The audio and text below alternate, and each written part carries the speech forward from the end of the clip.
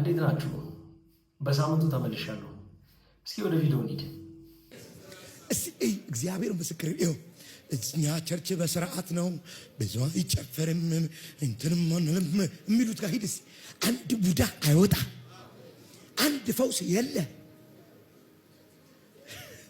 ነቃባቸው አይደል አትስማቸው እንደውም ከቻልክ አትሂድ እዛ ቸርች እሺ ጋብዛቸው ነው እሱ ነው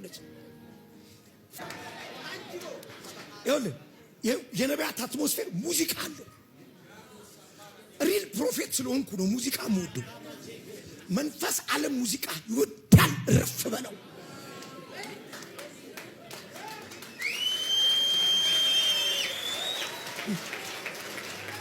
እግዚአብሔር ሰማይና ምድርን ሲፈጥር ምን እንደነበር ታውቃለህ? ወርሺፕ ሙዚቃ ነበር። የአጥቢያ ኮከብ እየዘመሩ ነበር። እጁ ያለበት ቦታ መዝሙር፣ አምልኮ፣ ሙዚቃ ይበዛል። እኔ እኮ ወንድሜ እግዚአብሔር ሳሚን ስለቀባው ነው እንጂ እኔ በአንድ ኪቦርድም አረካም። መታጀብ አለበት ገና አዲሱ ቤት ስንገባ ይሄን ሁሉ እንትኑ ነው የሚለውን ሁሉ አመጣው።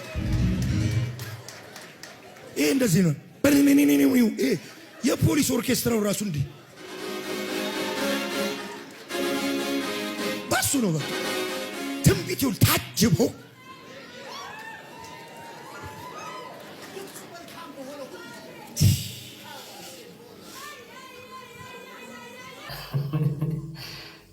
እና ግራ ይገባል አይደል? ሀሳብ ለመስጠት እንኳን አንዳንድ ነገሮች ግራ ይገባሉ። ይሁን ሙዚቃ አረ እንደውም ምንድን ያለው እንዳትሄድ እነሱ ይሄ ጭፈራ ይበዛል ምናምን ሙዚቃ ይበዛል የሚሉ ቸርች እንዳትሄዱ እና እኔ እውነተኛ ነቢይ ስለሆንኩኝ ነው ሙዚቃ በጣም ወዶና ሙዚቃን ይህንን ያክል ከእግዚአብሔር ጋር ምድር ስትፈጠሩላ እንግዲህ ወርሺፕ የሚደረገው በሙዚቃ ነበር። ኧረ ጌታ ሆይ እነዚህ ሰዎችማ ኧረ የነግዬ ታሪክ እንዳስታውሱታላችሁ ከዚህ በፊት የሰራሁት ቪዲዮ እሱ ላይ እንዲሁ በጣም ስገረምበት ነበር በዚህ ፓስተርና ጭራሽ የነቢያት በጣም ከሙዚቃ ጋር ያላቸው ቁርኝነት ከፍተኛ እንደሆነ ሁሉ ነገር በቃ መንፈሳዊ ዓለም በሙሉ በሙዚቃ እንደሚሰራ በጣም ነው የሚገርመው። አሜን የምትሉ ትልልቅ ሰዎች የሆናችሁ ሙዚቃ ከሌለ ደስ የማይለው የእግዚአብሔር ሰው ነኝ የሚል ሰው ጋር ሄዳችሁ እኔ ብቻ አላውቅም፣ ግን በምንም አይነት በመጽሐፍ ቅዱስ መስፈርት መለኪያም ቢታይ ይሄ ነገር ትክክል አይደለም። ስለዚህ ቀነስ ብታደርጉ ለራስ መልካም ይመስለኛል። ኤኒዌይስ ወደ ቀጣዩ ቪዲዮ እንሂድ። እንዴ በሔዋን ንጽጽር ያለችው ማናት? ይኸውልህ ተመልከተው። ይኸውልህ ውዳሴ ማርያም እኮ በእንተ ሔዋን ተሐጽወ ኆኅተ ገነት ወበእንተ ማርያም ድንግል ተርወለነ። ይኸውልህ በሔዋን ምክንያት የገነት ደጅ ተዘጋ። ዳግመኛ በማን ተከፈተ? በድንግል ማርያም። ይኸውልህ ሔዋን ከድንግል ማርያም ጋር ልትነጻጸር በፍጹም አትችልም። በፍጹም ስህተት ነው። ልክ አይደለም። የሔዋን ምትክ አይደለችም። ሔዋን ለአዳም እናቱ ናት፣ ሚስቱ ናት። የአዳም ሚስቱ ናት እኮ ሔዋን። ድንግል ማርያም ስለ ኢየሱስ ምኑ ናት እንዴ? እንዴት ድንግል ማርያም የሔዋን ምትክ ትሆናለች? ሎቱ ስብሐት ማለት አሁን ነውር እኮ ነው፣ ነውር ነው። ዝም ብሎ ብዙ ዘመን ስለደገምከው ስላወራው ስለተና የሔዋን ምትክ አይደለችም። እንግዲህ በጋሻው ቆንጆ አሽሟጣጭ ሰው እየወጣው ነው። ሎቱ ስብሐት ያለው ለምን እንደሆነ እንረዳለን።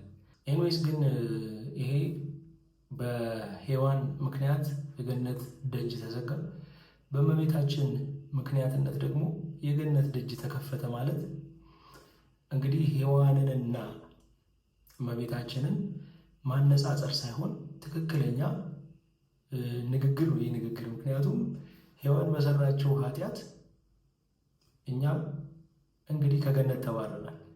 ይሄ አንተም ልትክደው አትችልም። ከዛ ውጭ ግን ቅድስት ንጽሕት ሆና ክርስቶስን ለመውለድ የተገኘች አንዲት ሴት ብትኖር እመቤታችን ናት። ስለዚህ በሔዋን ምክንያት ያጣነውን ያንን ስፍራ በእመቤታችን ምክንያት ደግሞ አገኘን። ይህንን ኬት አምጥተን ባልና ሚስት ትዳር ምናምን አድርገህ ያገናኘው? እንደዛ ካልክ እኮ እንደውም እኮ ቤተክርስቲያንና ክርስቶስ ሙሽራ ተብለው በምሳሌነት ተነግሯል አይደል መጽሐፍ ቅዱስ ላይ። እንደዛ ካልክ ቤተክርስቲያንና ክርስቶስን እንዴት ነው የሙሽርነት ፍቺ ሰጥተህ ልታስተምራቸው የምትችለው እነዚህን ሰዎች? እና እየለየን እንጂ ወገን። በጋሻው ግን አሁን ላይ ስብከት እንዳለ አልቆብሃል እንዴ?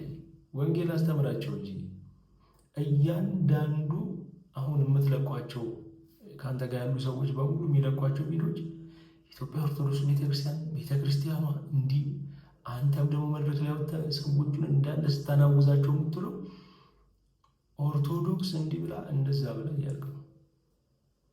እና እዛ ጋር የመጡት ሰዎች እኮ ስለ ኦርቶዶክስ እንድትነግራቸው ሳይሆን ይህ ሰውዬ የህይወት ነገር ያስተምረናል ብለው ነው የመጡት። ስለዚህ እንደዛ ብታደርግ መልካም ይመስለኛል። ትታት የወጣትን ቤተክርስቲያን ይህን ያክል እንደዚህ ስለሷ አይዞ ከዚህ ሌላ ምን እንላለን? እንግዲህ እግዚአብሔር ያጽና ወንድሜ። ብትችል ነጠላ ዘቅዝቀን ድንኳን ተከራይተን ለማንኛውም ወደ ቀጣዩ ቪዲዮ ሂድ። ኦርቶዶክስ ከማልሆንባቸው 9.7 ቢሊዮን 874,400 ምክንያቶች አንደኛው ይሄ ነው። የመጀመሪያው ኦርቶዶክሳውያን ለራሳቸው ትምህርት ስሁት ለሆነ ትምህርታቸው ከመጽሐፍ ቅዱስ የመጀመሪያ ቋንቋዎች ወይም ደግሞ መጀመሪያ ከጻፈባቸው ምንጮች ውጪና ሩቅ የሆኑ መጽሐፍ ቅዱስ ለራሳቸው ማሳተማቸው። ሁለተኛ ለመጽሐፍ ቅዱስ ስልጣን የሚሰጡት ቦታ።